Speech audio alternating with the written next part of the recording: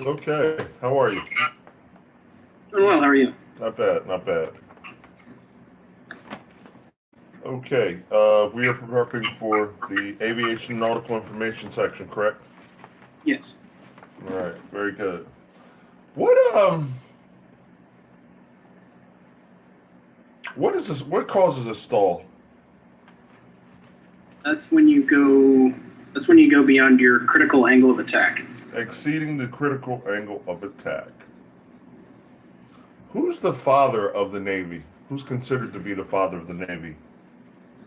That would be John Paul Jones. Very good. If I told you it was 9 p.m. at night, what would that translate into in military time? Military time. That'd be 2100. Very good. What is the horizontal surface on a ship called? Horizontal surface on a ship. That's the deck. Very good. All right. In the aircraft, uh, prefix. If I told you that I was flying an FA 101 aircraft, hmm what would be the mission of that aircraft? It would be a fighter and attack role aircraft. Okay, so it has the fighter and attack role. What if I told you I was flying a B 68? That would be bombing role. Okay, what about a C 10? C10. That is transportation. Very good. What if I told you I was flying a KC 121?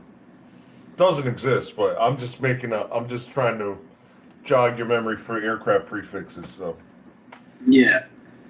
So it would be a tanker, and and it would also serve transportation. very good. All right.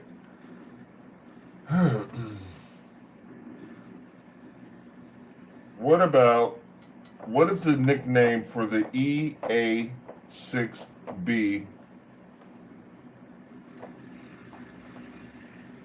Have you ever heard of an EA6B?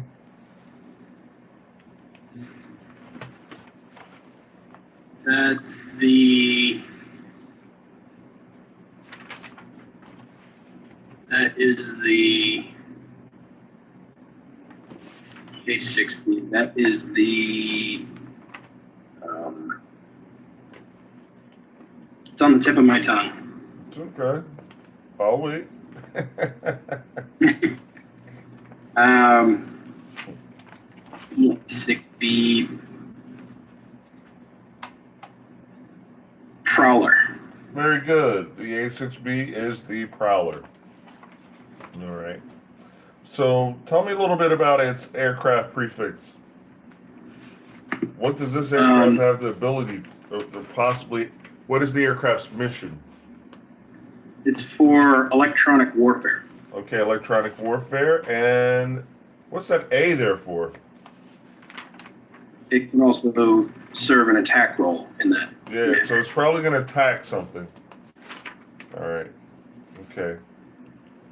Good job so far, so good. Okay.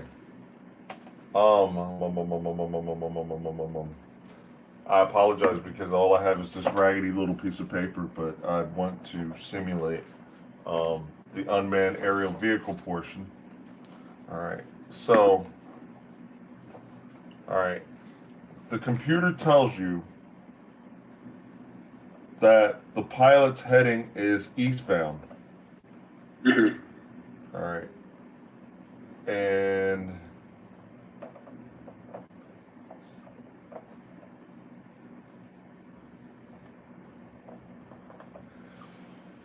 And I want you to identify the north parking lot.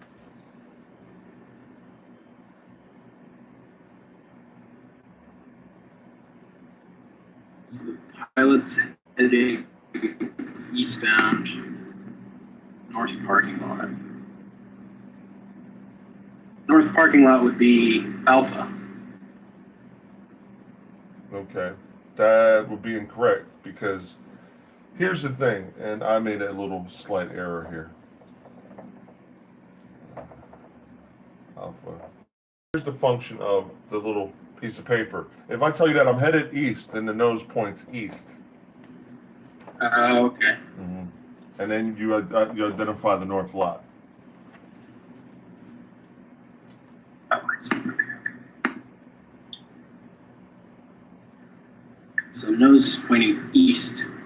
So then the north lot would be, in this case, Delta. Very good job, my man. I had the question thing up, so I didn't see that piece of paper. It's okay. No, it's all right. It's a-okay. What is the light on the port side? The navigation light on the port side, what color is it? The navigation on the port side is red. Very good.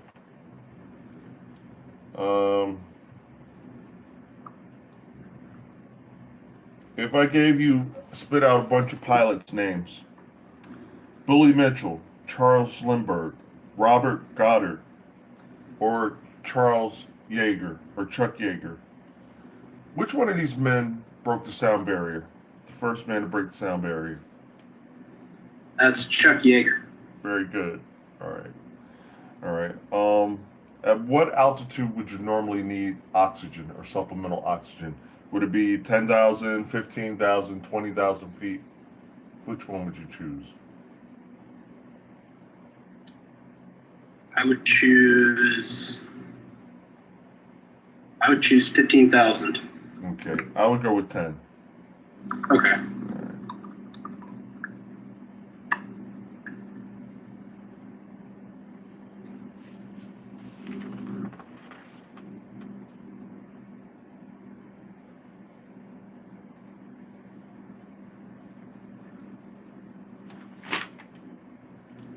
I would like you to give me and identify two types of airspeed.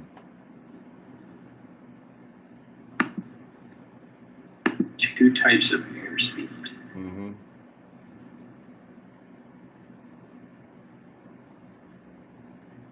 So like airspeed is in knots. No, types of airspeed.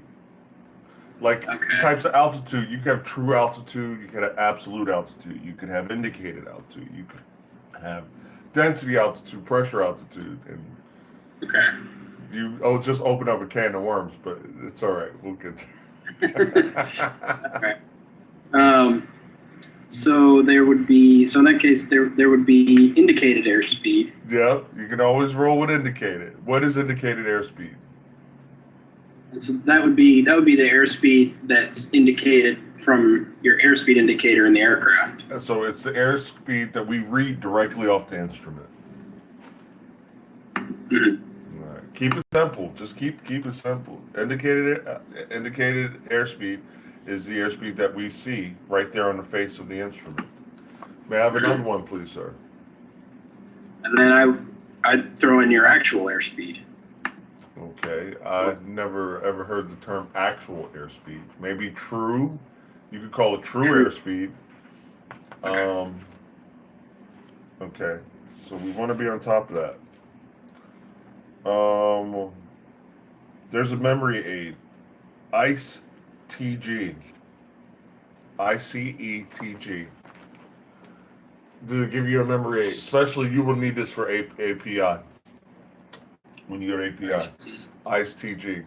So, and I'm going to let you do your own research on this because I want to touch on as many different types of questions before we go on. But ICE TG, ICETG, indicated airspeed, calibrated airspeed, equivalent airspeed, that's ICE. T, true airspeed. G, ground speed. So you got indicated, calibrated, equivalent, true airspeed, and ground speed. all from ICE-TG. So there's a lot of things where you're going to have acronyms that you like. Say, for instance, I'm safe. I'm safe is a pilot, a memory aid.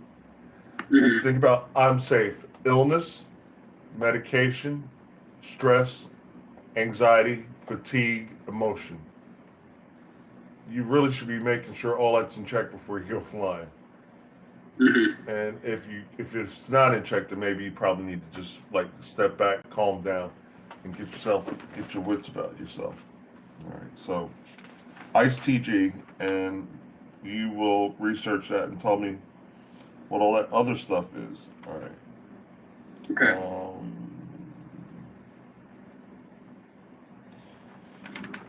All right. Who was the first man to complete an orbital space mission? Sorry.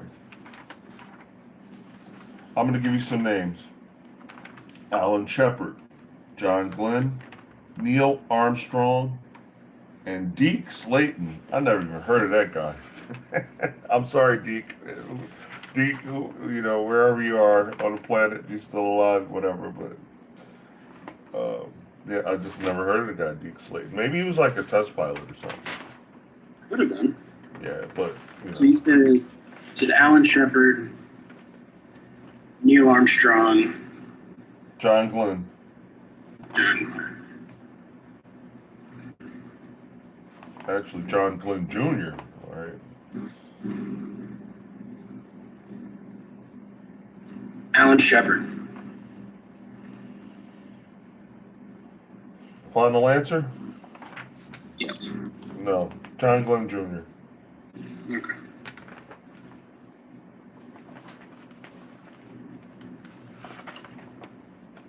Okay.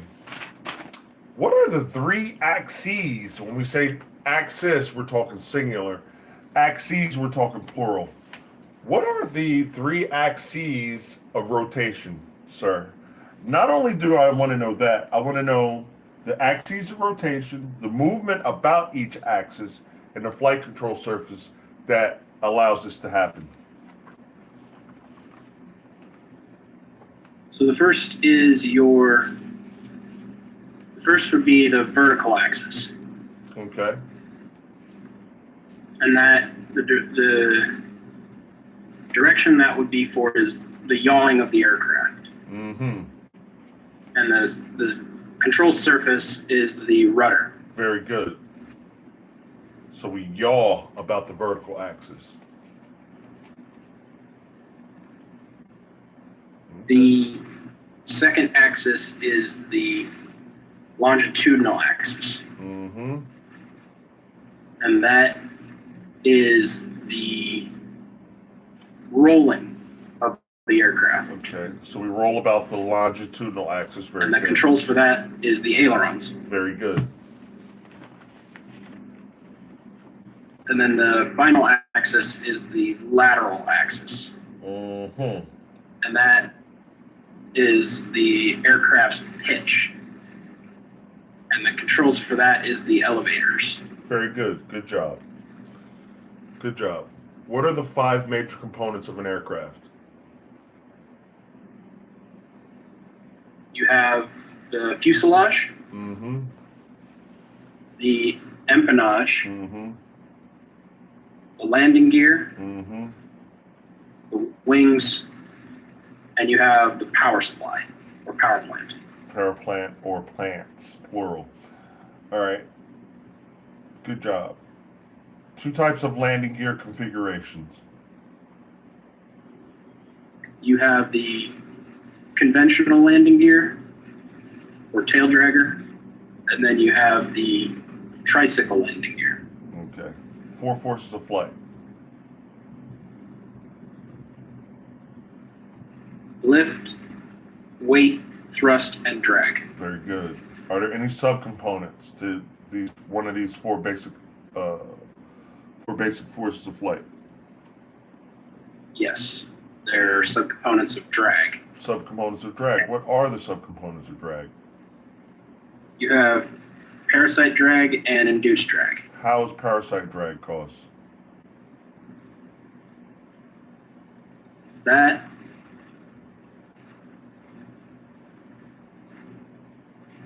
We'll come back to that. How's induced drag caused? induced drag is through the airfoil moving the air. Okay. So and that is what happens. But induced drag is a byproduct of lift. Just because we're creating lift, we're going to get induced drag automatically. Sir Isaac Newton's third law of motion, so to speak. For every action, there's an equal opposite reaction, or for every force, there's an equal opposite force. That's how I kind of like think about it. Excuse me. Parasite. Just the fact that we're joining parts together, we're going to get form drag, we're going to get interference drag. You don't really need to go that deep for the test, but just to know that there are subcomponents. When we talk about the four forces, lift, thrust, weight, drag, but there's subcomponents that we should be aware of. Tell me about ground effect.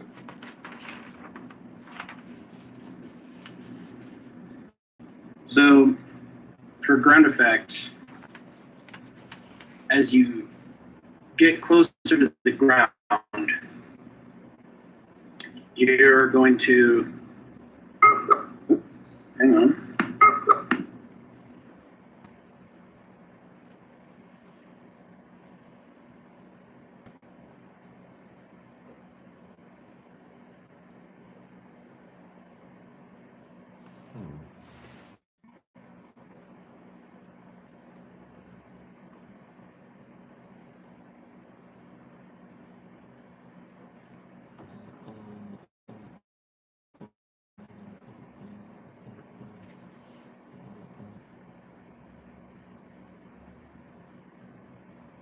Okay, so that was aviation and nautical information for the aviation selection test battery, the E version.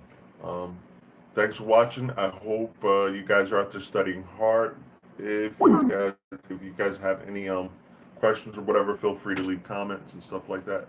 But this is Kino with STEM with Kino.